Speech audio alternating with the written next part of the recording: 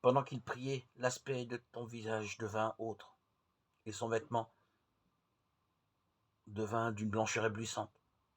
Voilà que deux hommes s'entretenaient avec lui, c'étaient Moïse et Élie, apparus dans la gloire. Ils parlaient de son départ qui allait s'accomplir à Jérusalem. Pierre et ses compagnons étaient accablés de sommeil, mais restant éveillés, ils virent la gloire de Jésus et les deux hommes à ses côtés. Pierre n'avait pas fini de parler qu'une nuée survint et les couvrit de son ombre. Ils furent saisis de frayeur lorsqu'ils y pénétrèrent, et de la nuée une voix se fit entendre.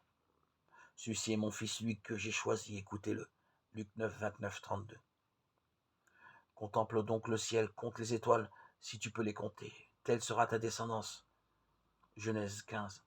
Ainsi Dieu rendit à Abraham participant et contemplateur de son œuvre. Ce sera l'alliance, cette invitation de Dieu demeure actuelle adressée à tous les peuples de la terre.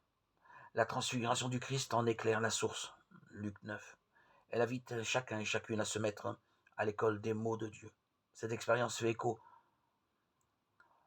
à ce que nous avons vécu. La pandémie de Covid-19 nous a poussés à renaître ensemble, à un désir mondial de fraternité pour rêver en tant qu'une seule et même humanité, comme des voyageurs partageant la même chair humaine, comme des enfants de cette même terre qui nous abrite tous. Chacun avec la richesse de sa foi ou de ses convictions, chacun avec sa propre voix, tous frères. À côté de la révélation proprement dite, il y a une manifestation divine dans le soleil qui resplendit, comme dans la nuit qui tombe.